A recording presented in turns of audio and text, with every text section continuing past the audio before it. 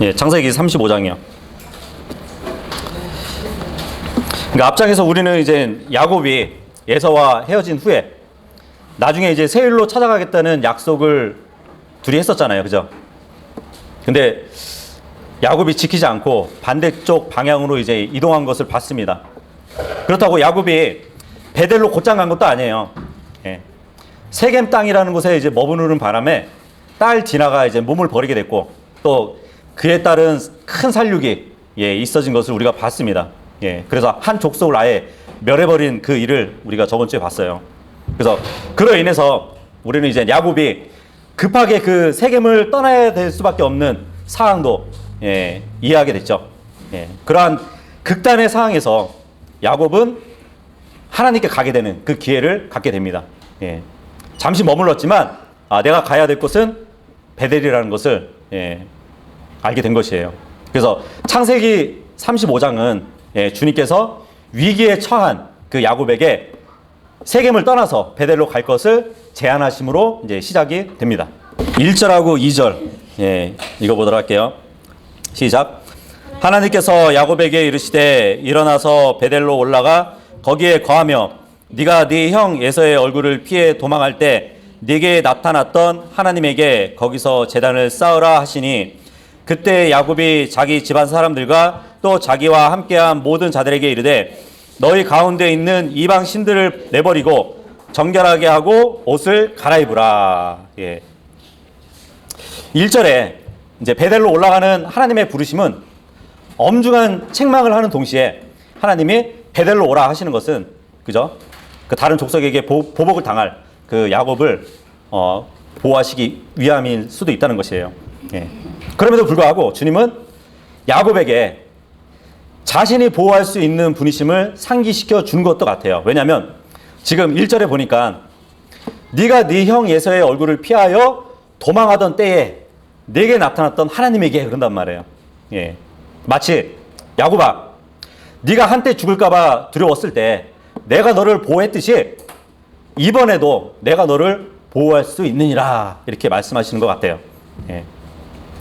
베델은 그 야곱의 예서를 정말 피해서 하란으로 가는 길에 중간에 거했던 장소였습니다. 근데 그 베델이라는 곳은 하나님의 집이라는 뜻이 있는 지명이었어요. 그리고 야곱이 하나님께 서원한 곳이기도 합니다. 근데 그것은 이미 믿음의 조상 아브라함이 먼저 제단을 쌓았던 곳이기도 해요. 하나님께 경배했던 그 장소였죠. 그래서 이제 야곱이 자신을 회개하고 처음 행위로 되돌릴 전한 장소가 바로 베델이었습니다. 그래서 하나님은 그곳에서 경배를 받고자 원하셨던 것이에요. 근데 지금 베델로 가기 전에 야곱은 자기 집안에 있는 모든 사람들에게 어떤 외적인 정결을 명하고 있는 것을 볼 수 있습니다. 그죠? 2절에 보니까 너희 가운데 있는 이방신들을 다 내버리라고, 그리고 정결하게 옷을 갈아입으라고 말을 하고 있어요. 그냥 마음만 간 것이 아니라 외적으로도 정결한 모습으로 주님께 가자. 그런단 말이죠. 물론 뭐 지금에 와서는 뭐 크게 중요하지 않죠. 그죠? 꼭 뭐 교회 가야 되면은 양복을 입어야 되고 뭐 그런 지침은 없잖아요. 그죠? 고린도후서 7장 1절에 보면 그래도 이 말씀하고 좀 부합되는 말씀이 있는데 고린도후서 7장 1절에 보시면 그러므로 극진히 사랑하는 자들아 우리가 이 약속들을 가지고 있으니 이 약속들이 뭐냐면 그 전 말씀 보면 하나님의 아들들과 딸이 된다는 그 약속을 얘기하는 것이에요. 이 약속들을 가졌은즉 하나님을 두려워하는 가운데 거룩함을 완전히 이루어 육과 영의 모든 더러움에서 우리 자신을 깨끗게 하자 이 말씀이 있습니다. 마찬가지로 지금 야곱도 자기 가족들에게 영적인 더러움에서도 깨끗하게 되는 것을 원하지만 육에 있어서도 깨끗하게 되자는 그 의미로 이 말을 했던 것 같아요. 그래서 야곱이 베델에 올라가지 않는 것이 전부가 아니라 그보다 더 나쁜 것은 그의 가정이 우상으로 오염되어 있다는 사실을 우리가 또 볼 수 있습니다. 그렇죠? 라헬이 아버지 집에서 훔친 형상은 그 가정의 올무가 된 것이에요. 예. 처음에 야곱은 그러한 사실도 몰랐어요. 그죠? 예. 그러한 신들이 집안에 있는지도 몰랐지만 나중에 그러한 신들에 대해서 알게 된 것 같아요. 그러니까 하나님이 야곱에게 나타나셔가지고 일깨워 주기까지는 야곱은 아버지라는 그 권위를 행사해서 그것들을 내쫓지 않았던 것 같아요. 근데 이제 하나님께서 야곱의 양심을 일깨워 주셨고 야곱은 즉시로 이방 신들을 버리도록 그 가정에 명령했음을 볼 수 있습니다. 왜 이방 신들을 내버려야 될까요? 하나님께서 가증하게 여기시기 때문이에요.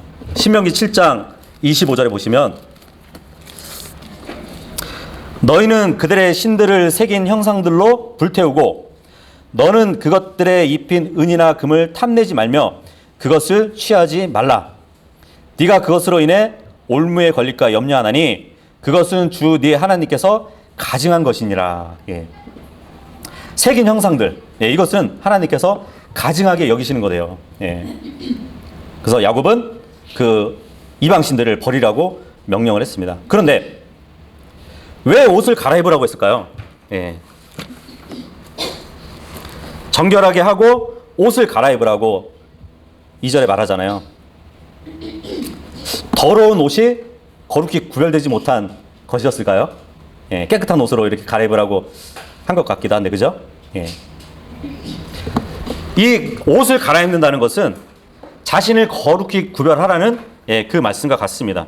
출애굽기 19장 가시면 출애굽기 19장 10절 보시면 출애굽기 19장 10절 보시면 주께서 모세에게 이르시되 백성에게 가서 오늘과 내일 그들을 거룩히 구별하고 그들이 자기들의 옷을 빨며 그래요. 거룩히 구별하는 거하고 옷을 빠는 거. 14절로 가시면 모세가 그 산에서 백성들에게로 내려와 백성을 거룩히 구별하니 그들이 자기들의 옷을 빨더라 그러거든요. 주님 앞에 나가기 위해서는 깨끗한 옷으로 입고 나가야 된다는 것인데 이 불순한 정욕들을 억제하고 정말 성결의 표식으로 옷을 빨아야만 했던 것처럼 야곱은 자기 가정의 타락한 행습을 알고 있었기 때문에 오랫동안 묵인해 왔던 그러한 가정을 바로잡기 위한 지침으로 지금 얘기를 하고 있는 것이에요. 근데 성경에 보면 이 옷을 더럽힌다는 게 우리는 보통 그렇게 생각하잖아요. 바깥에 있는 뭐 오물, 밖에 있는 먼지로 인해서 옷이 더럽혀진다고 생각을 하잖아요. 근데 성경에 보면 무엇이 정말 옷을 더럽히는지 말씀에 여러 군데 나와 있습니다. 한번 그걸 살펴볼게요. 계시록 19장 8절로 한번 가보도록 할게요.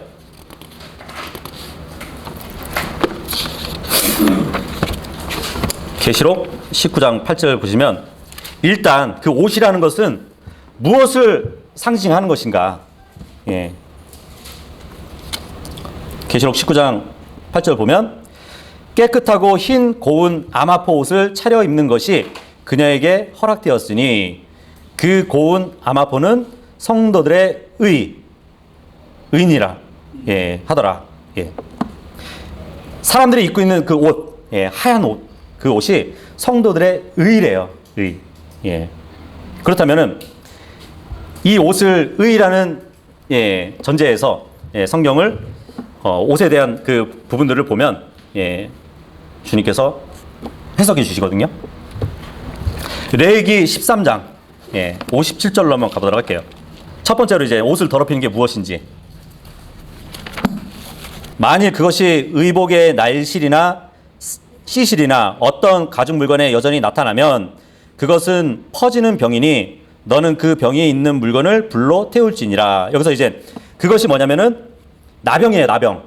근데 나병이 사람 몸에만 있는 것이 아니라 의복에도 묻을 수도 있고 어떤 가죽에도 그게 이제 전염될 수 있다는 것이에요. 네가 빨 의복의 날실이나 시실이나 혹은 어떤 가죽 물건에서든지 그 병이 떠났으면 그것을 한 번 더 빨 것이요.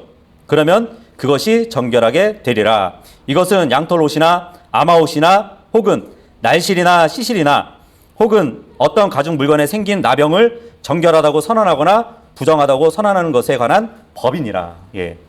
옷을 더럽히는 것 중에 하나가 뭐냐면 나병이에요. 예. 나병은 육신을 썩어 들어가게 하는 무서운 질병이거든요. 예. 그래서 이것을 영적으로 보면은 죄를 상징하고 있어요. 네. 그래서 유다서 1장 23절에 보면은 그런 말씀이 있어요. 어떤 이들을 불에서 끄집어내고 두렵게 해서라도 구원을 하라고. 육체로 더러워진 옷마저도 미워하라는 말씀이 있습니다. 예. 육체로 옷이 더러워진대요. 예. 지금 레위기에서 보면은 나병 환자가 옷을 입게 되면 그 나병이 옷에도 묻겠죠. 예. 육신으로 더러워진 옷이에요. 예. 그래서 우리는 세상에서 더러운 이물질로 옷이 더러워진다고 생각을 하지만 그럴 수도 있죠. 예. 우리가 세상을 사랑하지 말라 그랬는데, 하나님의 세상을 사랑하지 말라 그랬는데 그 세상을 사랑하면서 우리가 살아간다면 우리의 옷이 더러워질 거예요. 이 세상의 먼지와 오물로 인해서. 그죠? 세상에 죄에 물들면 우리는 의를 내세우지 못해요. 그 옷이 의라고 말씀드렸잖아요. 그죠? 그런데 그거보다는 1차원적인, 예, 자주 영적 전쟁을 하는 것이 뭐냐면 내 육신이에요. 예. 내 육신으로 인해서 그 몸 자체가 더러워지잖아요. 그죠? 죄로 인해서. 그러다 보면은 옷을 더럽히게 되는 겁니다. 예. 그것을 얘기해 주는 것 같아요. 레위기 말씀은. 그래서 결국 우리는 의를 행할 수 없는 자들이에요. 네. 그런데 그 옷을 빨아서 깨끗하게 할 수 있어요. 예. 말씀의 물로 항상 세탁해서 하얗게 된 옷. 예. 그러면 그 옷을 빨아주시는 분은 세탁공. 예, 바로 주님이시겠죠. 그분만이 우리에게 의를 주실 수 있는 분이에요. 우리의 옷을 깨끗하게 해주실 수 있는 분이라는 거죠. 예. 그래서 이 레위기 말씀은 나병 환자, 그러니까 죄인된 우리의 몸 자체가, 예, 우리의 의를 내세우지 못하게 막는다는 것을 표현해 주기도 합니다. 그리고 두 번째로는 옷을 더럽힌 게 뭐냐면 레위기 그 15장 17절로 가시면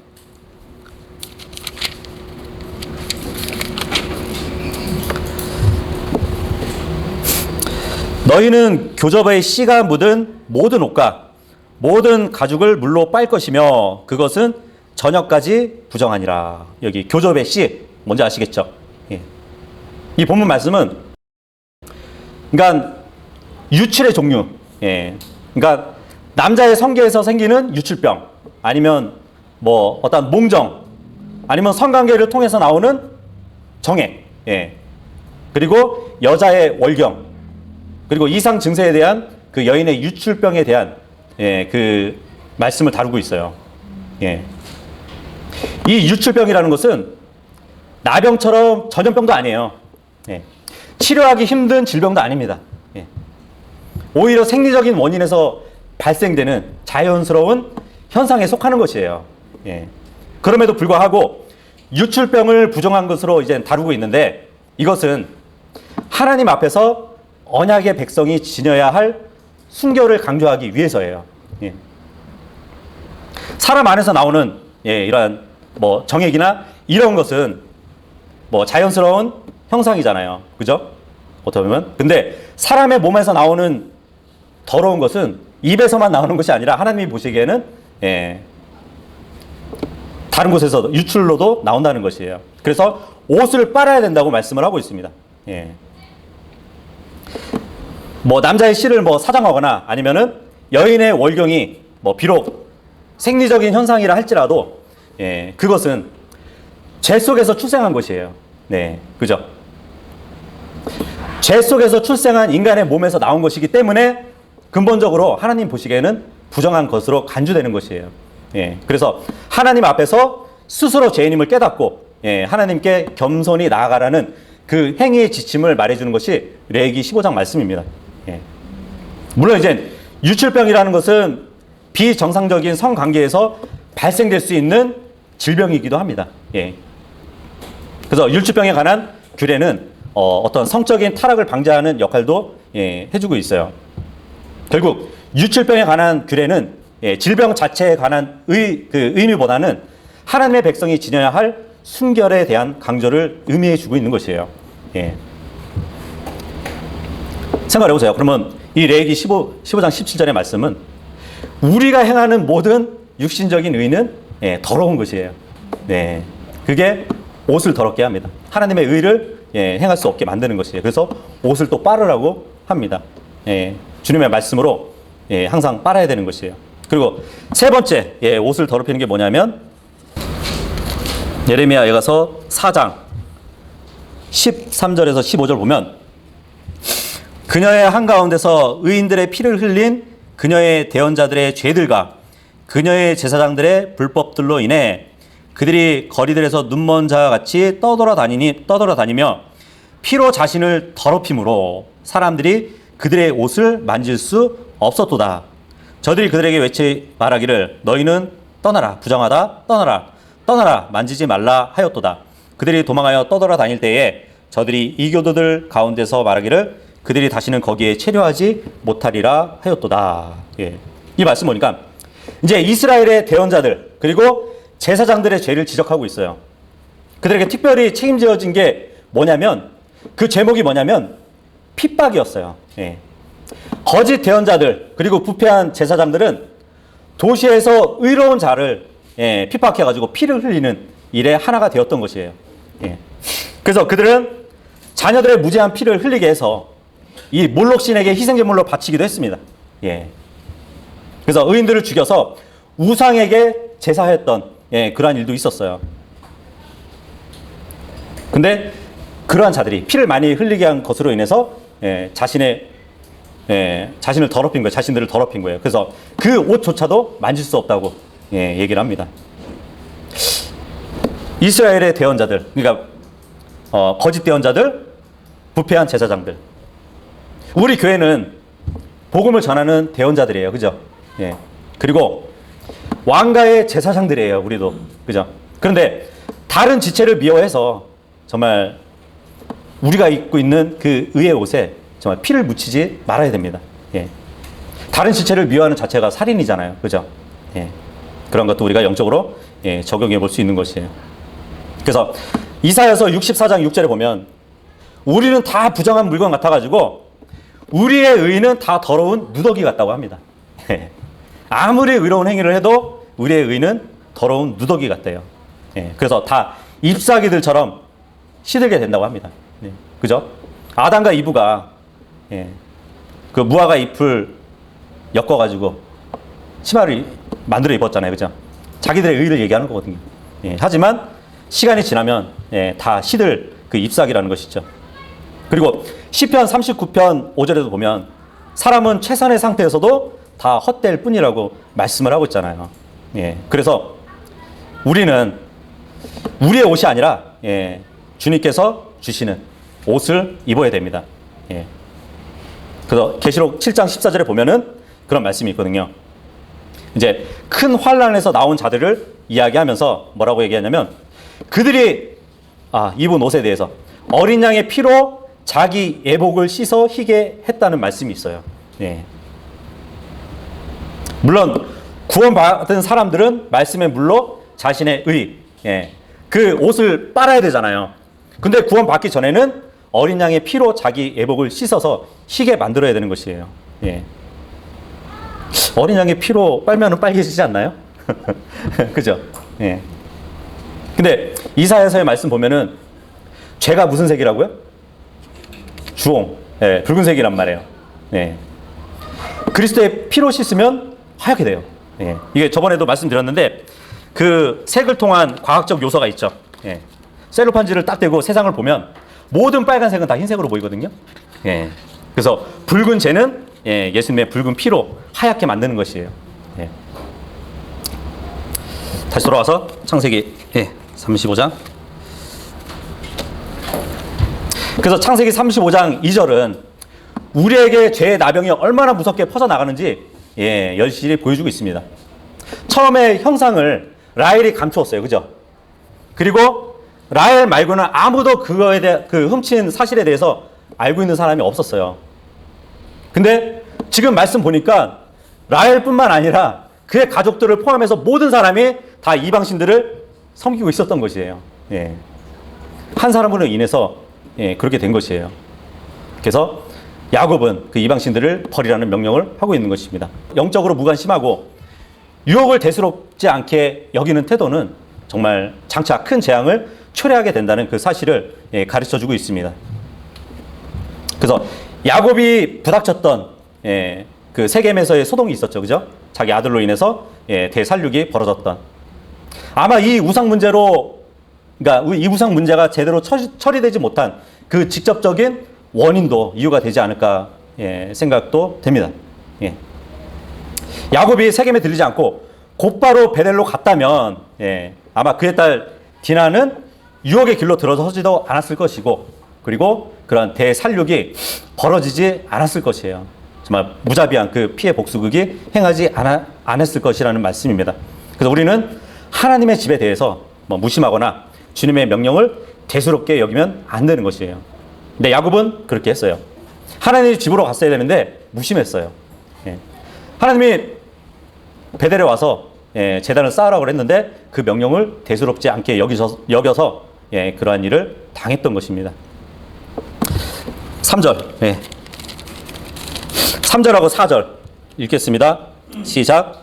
우리가 일어나 베델로 올라가자 내 고난의 날에 내게 응답하시고 내가 가는 길에서 나와 함께 하신 하나님께 거기서 내가 제단을 쌓으려 하노라 하매 그들이 자기들 손에 있는 모든 이방 신들과 자기들 귀에 있는 모든 귀고리들을 야곱에게 주니 야곱이 그것들을 세겜 옆 상수리 나무 밑에 숨겼더라.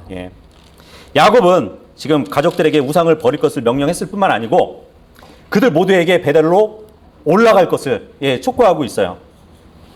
하나님은 야곱에게 베델로 가서 제단을 쌓으라고 말씀하셨고, 야곱은 어떻게 보면 지금이 고난의 날이에요. 왜냐하면 세겜 족속을 없애는 바람에 그 주위에 있는 이방인들, 다른 족속들로 인해서 보복을 당할 위치에 있었잖아요. 그죠? 근데 이것은 앞으로의 이스라엘 백성이 대환란 때 남겨질 때의 상황과 밀접하게 관계가 있습니다. 어쨌든 야곱은 고난의 날에 응답하시고 모든 행로에서 동행하시는 주님을 고백한 후에 그분의 집으로 올라가자고 합니다. 그분의 집, 베델은 하나님의 집이라는 뜻이란 말이죠.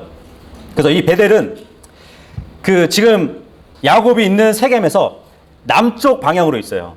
남쪽 방향으로 48km 정도 위치해 있는데 지형적으로 보면은 올라가는 길인가요? 내려가는 길인가요?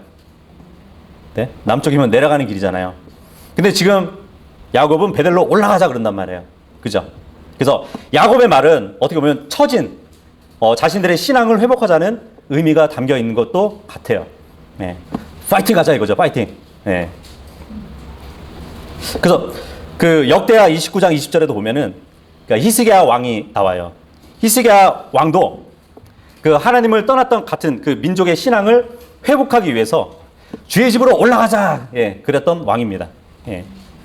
그리고 에레미야서 31장 6절에 보면 하나님께서 이제 대환란 끝에 이스라엘의 남은 자들을 구원하시고 모든 지파를 자기 백성으로 회복하실 때에 그 에프라임에 있는 파수꾼들이 그런 말을 외친대요. 시온에 올라가서 주 우리 하나님께 나아가자 이렇게. 그리고 미가서 4장 2절에 보면 예수 그리스도께서 다시 오셔서 천년왕국을 세우시면 사람들이 그분께 가르침을 받기 위해서 오라 우리가 주의 산에 올라가자. 그러한 외침도 있게 됩니다. 그래서 예루살렘으로 올라갈 것을 말씀해 주는 구절이 있어요.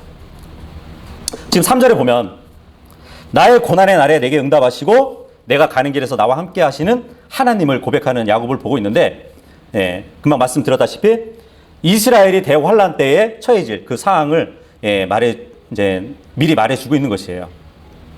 주님은 고난의 날 대환란 때에 자기를 부르는 이스라엘 백성에게 응답해 주실 겁니다. 이 야곱은 이스라엘이라는 이름을 갖고 있잖아요. 그죠? 그래서 시편 86편 7절에도 보면 나의 고난의 날에 내가 주를 부르니 주께서 내게 응답하시리이다 이 말씀이 있어요. 그뿐만 아니에요. 주님은 고난의 날에 그들의 말에 응답해 주실 뿐만 아니고 그 고난에서 건져 주시는 분입니다. 그래서 시편 91편 15절에도 보면 고난 당할 때에 내가 그와 함께하여 그를 건지고 또 건질 뿐만 아니고 영화롭게 하리라 하는 말씀이 있습니다. 그래서 야곱의 고백은 큰 환란 때, 그러니까 야곱의 고난의 때 이스라엘 백성이 주님을 부르짖는 것을 암시해주고 있는 것이에요. 그래서 시편 102편 2절에도 보면 내가 고난당하는 날에 주의 얼굴을 내게서 숨기지 마시라고 그렇게 외칠 것을 미리 보여주고 있습니다. 주의 귀를 내게 기울이시고 내가 부르짖는 날에 속히 내게 응답해 주십시오. 그러면서 그 대환란을 겪어 나가는 그런 유대인들을 보여줍니다. 어쨌든 야곱과 같이 이 성도들의 신앙적인 회복도 하나님의 말씀을 통해서 오죠. 그죠? 믿음은 들음에서 오고 들음은 하나님의 말씀에서 오기 때문이죠.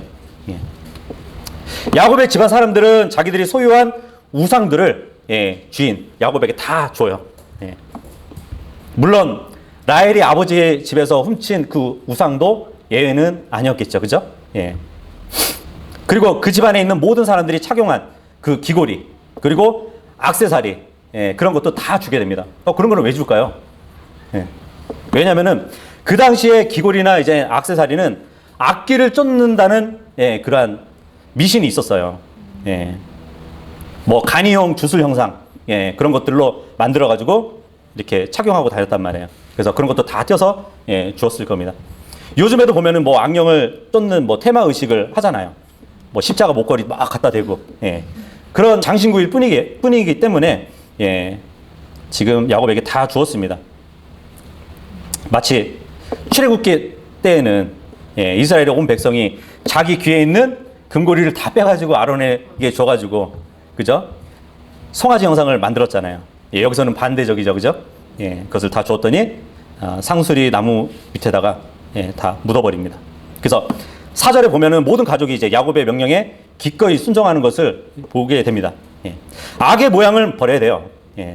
사탄에게 속한 것들은 결코 하나님 일에 사용되어질 수 없는 것을 가르쳐 줍니다. 5절에서 8절까지요. 5절에서 8절 시작. 그들이 이동할 때에 그들의 사방 도시들 위에 하나님의 공포가 임하였으므로 저들이 야곱의 아들들을 추격하지 못하였더라. 이렇게 야곱과 또 그와 함께한 모든 사람들이 가나안 땅에 있는 루스 곧 베델로 갔더라. 그가 거기서 제단을 쌓고 그것을 엘 베델이라고 하였으니 이는 그가 자기 형의 얼굴을 피해 도망할 때에 하나님께서 거기서 그에게 나타나셨기 때문이더라. 그러나 리브가의 유모 드보라가 죽음에 그들이 그녀를 베델 아래에 있는 상수리 나무 밑에 묻고 그것의 이름을 알롯 바굿이라고 하였더라. 야곱의 걱정이 있었죠. 그죠? 34장 30절에 보면은 가나안 족속과 브리스 족속 가운데서 나에게 대적하면은 나는 수가 적기 때문에 멸망당할 것이라고 그러한 걱정이 있었단 말이에요. 당시에 이제 근동 지방에서는 국가들이 다 섬기는 신들이 있었어요. 그래서 그 족속과 족속 간의 전쟁이 치러질 때는 신들의 전쟁이었어요. 그 야사리책에 보면은 그렇지 않아도 세겜 주변에 있는 족속들이 야곱을 치려고 계획하고 있었는데, 그때 이제 조언자들이 이제 그 족속 왕들한테 얘기해요. 그들 민족의 하나님에 대해서 모르냐고. 그 하나님 보면은 막 아브라함부터 이렇게 시작해가지고 막 이야기를 합니다. 아브라함이 여러 왕들을 살육했던 그것을 도와줬던 하나님이 저들의 신이라고. 파라오하고 아비멜렉 때에 그 아브라함이 굉장히 강성했었다고 하나님의 도우심으로. 그리고 소돔성에 하나님의 심판을 불로 막 하늘에서 내려서 심판했던 그 신이 저들의 신이라고 막 이야기를 해요. 그러니까 이 족속들이 그 말을 듣고 굉장히 신중하게 생각을 해요. 이거 감히 공격하면 안 되겠다. 그 이후로 그 야곱의 일행들이 베델에 이르기까지 모든 도시들 위에 두려움이 임했다는 그 말이 있습니다. 지금 마찬가지로 성경에도 말씀해 주죠. 그죠? 출애굽 때에 주님은 이스라엘 백성이 홍해 건너기까지 이집트인들에게 두려움이 임하도록 하셨다는 말씀이 있어요. 어느 정도 두려움이 임하게 하셨냐면 그들이 돌같이 잠잠하게 됐대요. 출애굽기 15장 16절에 보면은 그 정도로 공포를 주신 것이에요. 어쨌든 세겜 땅에서 그 야곱의 아들들의 살육이 있었고 세겜 사람들과 주변 족속들은 야곱의 가족에 대해서 극도로 격분해 있었던 가운데 있었잖아요. 만약 하나님이 일하지 않으셨으면 틀림없이 그들은 곧바로 야곱의 가족들에게 복수를 했을 겁니다. 그러나 하나님이 그 하나님의 직접적인 허락 없이는 아무도 그분의 백성에게 해를 끼칠 수 없었던 것이에요. 그뿐만 아니고 하나님께서 그들 마음속에 두려움을 불어넣어 주셨기 때문에 능히 그들을 무력화시킬 수 없었던 것입니다. 돌아와서 야곱이 이제 베델이라고 이름을 지은 그 지명은 처음에는 루스라는 땅이었죠. 거기서 제단을 세우고 이제 엘 베델, 베델 하면은 그 하나님의 집이었잖아요. 근데 엘 베델 하면은 이 엘이 이제 두 번 붙으면은 하나가 전능자가 돼요. 그래서 베델의 전능자, 그렇게 이름을 지었습니다. 그러니까 전능자를 강조하는 이름이 된 것이에요. 여기 8절에 보니까 그 밧달 아람에서 리브가가 데리고 왔던 여종이 있었어요. 드보라가 있었죠. 근데 야곱이 삼촌 라반 집에 있을 때 그 드보라를 보내가지고 다시 고향으로 오게 하려고 했었는데 드보라는 다른 종들은 다시 리브가 집으로 오고 드보라는 남아가지고 야곱과 함께 보냈거든요. 근데 여기 보니까 그죠? 다시 그러니까 여주인 리브가를 보지 못하고 이 여행길에서 죽는 것을 볼 수 있습니다. 이제 그 야곱이 그녀를 슬픈 가운데서 상수리 나무 밑에서 이제 장사하고 그것을 알롯 바굿, 그러니까 눈물의 상수리 나무라는 뜻인데 그렇게 이름을 지었어요. 나무 아래 묻는 그 장사를 뭐라 그러죠? 수목장이라고 그러죠. 아마 그녀의 몸을 화장해서 그 뼈를 묻었을 수도 있습니다. 왜냐하면 사무엘상 31장에 가서 보면은 그 사울왕이 있었고 그 아들이 누구죠? 요나단이죠. 전쟁에서 둘 다 죽었잖아요. 그래가지고 그 시체를 그 야베스 땅으로 가져와가지고 화장을 해요. 화장을 해가지고 그 뼈를 가지고 나무 아래 묻는 그러한 일을 하거든요. 그와 같이 지금 요 드보라 이 유모도 그 수목장을 했다고 볼 수 있죠. 9절에서 13절이요. 시작. 야곱이 밧달 아람에서 올라올 때에 하나님께서 다시 그에게 나타나사 그에게 복을 주시며 하나님께서 그에게 이르시되 네 이름이 야곱이지만 네 이름이 다시는 야곱이라 불리지 아니할 것이요 이스라엘이 네 이름이 되리라 하시고 그분께서 그의 이름을 이스라엘이라 하시며 하나님께서 그에게 이르시되 나는 하나님 곧 전능자니라 다산하고 번성하라 민족과 민족들의 무리가 네게서 나고 왕들이 네 허리에서 나오리라 내가 아브라함과 이삭에게 준 땅을 네게 주고 네 뒤를 이을 네 씨에게 그 땅을 주리라 하시고 하나님께서 그와 말씀하시던 곳에서 그를 떠나 올라가시니 하나님은 이제 야곱이 세운 그 제단에서 경배를 받으시고 그와 맺은 언약을 새롭게 재확인시켜 주심을 볼 수 있습니다. 민족들을 만들고 왕들이 야곱의 허리에서 나오게 하리라는 그 약속. 그 약속은 물론 이미 조상 아브라함부터 주어진 약속이었어요. 하나님은 야곱과 이야기를 마치고 그와 말씀하시던 그곳에서 떠나 올라가셨다고 말씀을 합니다. 창세기 17장 22절을 보면 아브라함과 만났던 하나님이 떠나 올라가셨다라는 말이 있거든요. 근데 여기서도 떠나 올라가셨대요. 어떻게 떠나 올라가셨을까요? 이게 이제 사사기 가면은 아 주님이 그렇게 떠나 올라가셨구나 이렇게 생각할 수 있거든요. 사사기 13장.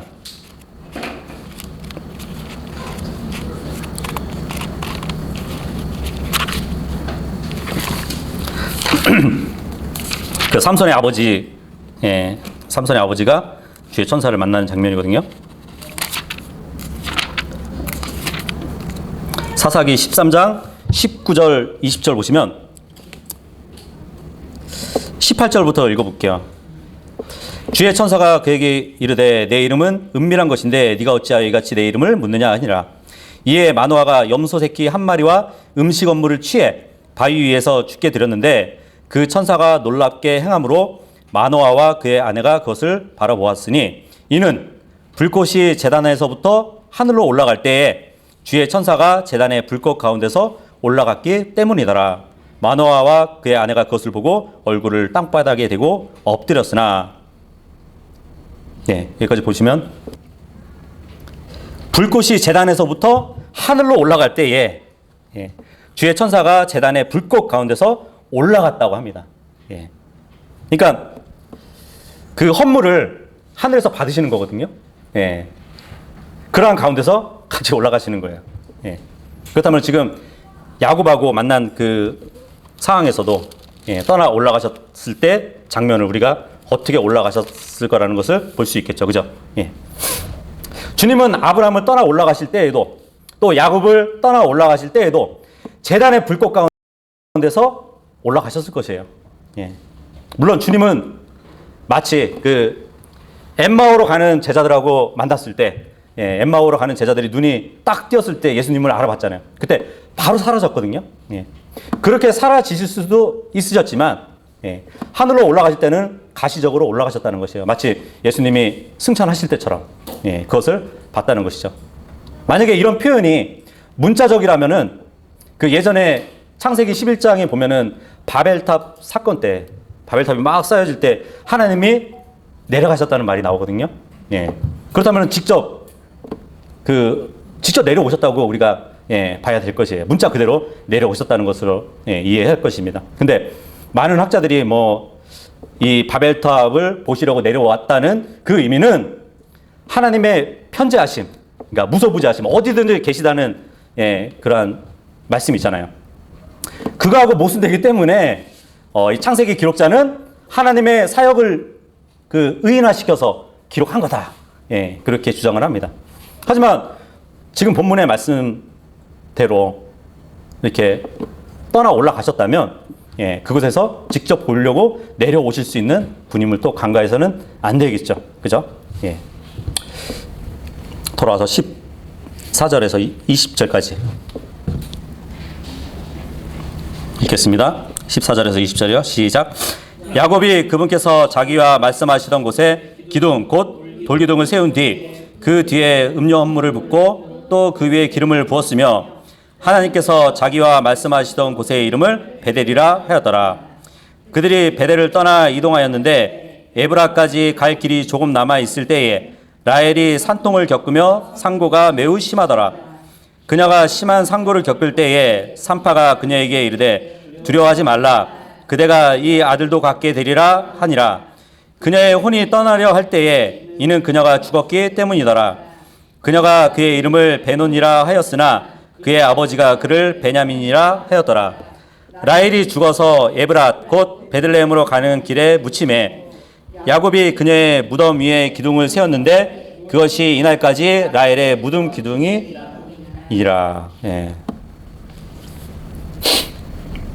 야곱은 돌기둥을 세우고 그 돌 위에 음료 헌물 그리고 기름을 부었다고 말씀을 하고 있어요.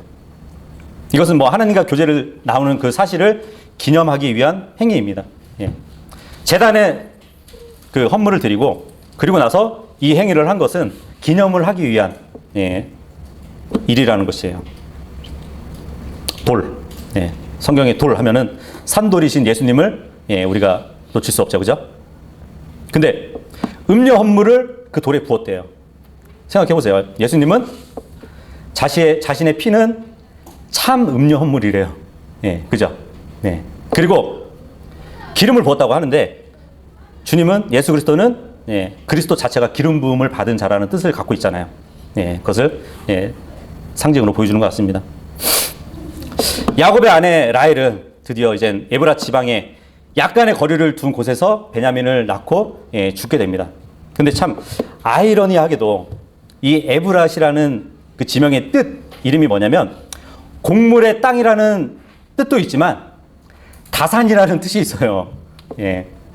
그토록 라헬이 원하던 것이 다산이었잖아요. 그죠? 근데 그곳에서 죽게 됩니다.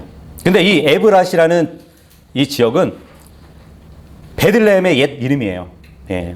그곳에서 라헬은 비록 죽었지만 나중에 다윗이 그 지역에서 태어나고 다윗의 자손이신 예수님이 그곳에서 태어나잖아요. 예, 베들레헴에서. 그죠? 예. 라헬이 매우 심한 상고 가운데 아이를 낳았대요. 예. 그 야베스 아시죠? 예. 야베스 어머니가 그 야베스를 낳을 때 굉장히 상고를 겪었거든요. 그래서 이름을 야베스라고 줬어요. 그 야베스의 뜻이 고통을 겪으며 낳았다라는 뜻이거든요. 예.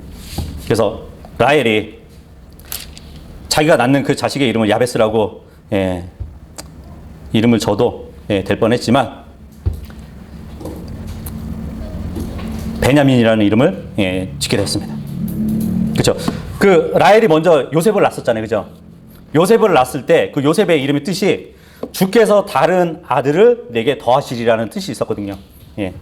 요셉을 낳고 나서 정말 이루어진 것이죠. 그 소망이. 그죠? 근데 이제 유대 랍비들은 지금 라헬이 아이를 낳고 죽었잖아요. 예. 그래서 이것은 그 야곱의 애언 때문에 죽은 거다. 예. 그렇게 얘기를 하거든요. 왜냐면 라반이 그 야곱을 쫓아왔을 때 내 형상들을 달라고 그랬을 때 우린 모른다고 그랬었잖아요. 그러면서 야곱이 그 라반에게 한 얘기가 뭐냐면 외삼촌의 신들을 누구에게서 찾든지 그는 살지 못할 것이라고 이 얘기를 했잖아요. 그래서 그 야곱의 예언대로 라헬이 죽은 것이라고 그렇게 해석도 합니다. 예, 그러니까 야곱이 자신의 무죄임을 너무 집착한 나머지 경솔한 발언을 해서 일종의 저주가 라헬에게 갔다는 얘기예요. 모르겠어요. 저는 정말 그런 건지. 근데 야세례식에 보면은 라헬이 죽던 이 시기에 삼촌 라반도 죽게 됩니다. 근데 이제 거기 내용 보면은 이제 야곱과 세운 언약이 있었잖아요.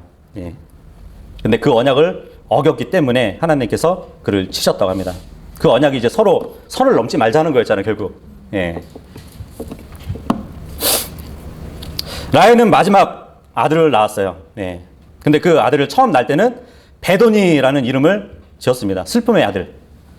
하지만 야곱은 아니라고 베냐민 이렇게 이름을 바꿔서 줬습니다.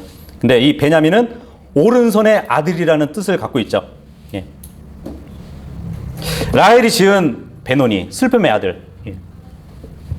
이사야서 53장 3절에 보면은 예수 그리스도는 슬픔의 사람이라고 그래요. 근데 야곱은 베냐민으로 바꿔버렸어요, 이름을. 그죠? 오른손의 아들. 하나님의 권능의 오른편에 나중에 예수님이 앉게 되잖아요. 슬픔의 사람이었지만 하나님의 우편에 앉는 그 영광으로 바뀌어지는 것을 또 이렇게 보여주는 것 같습니다. 근데 참 희한하게 오른손의 아들이라는 이름 뜻을 가진 베냐민 지파에서 700명의 왼손잡이 전사들이 나와요. 그 기록에 보면은 그들이 10m 이상 거리에 있는 사람들의 머리카락도 맞출 수 있는 그럴 정도의 명사수들이 나오게 됩니다. 그리고 이제 이 베냐민 지파에서 나온 형편없는 사울 왕이 있었죠. 사울 왕. 근데 반면에 그러니까 구약 때는 형편없는 사울 왕이 거기서 태어났고 신약에 와서는 위대한 사도 사울이 그 지파에서 나오게 됩니다. 21절에서 26절까지요. 21절에서 26절까지 시작. 이스라엘이 이동하여 에달 망대 너머에 자기 장막을 쳤더라. 이스라엘이 그 땅에 거할 때에 르우벤이 가서 자기 아버지의 첩 비라와 함께 누웠는데 이스라엘이 그것을 들었더라. 한편 야곱의 아들들은 12명이더라. 레아의 아들들은 야곱의 맏아들 르우벤과 시므온과 레위와 유다와 이사갈과 스불론이요. 라헬의 아들들은 요셉과 베냐민이며 라헬의 여종 비라의 아들들은 단과 납달리요.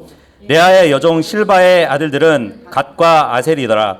이들은 야곱의 아들들이요 밧단 아람에서 그에게 태어난 자들이니라.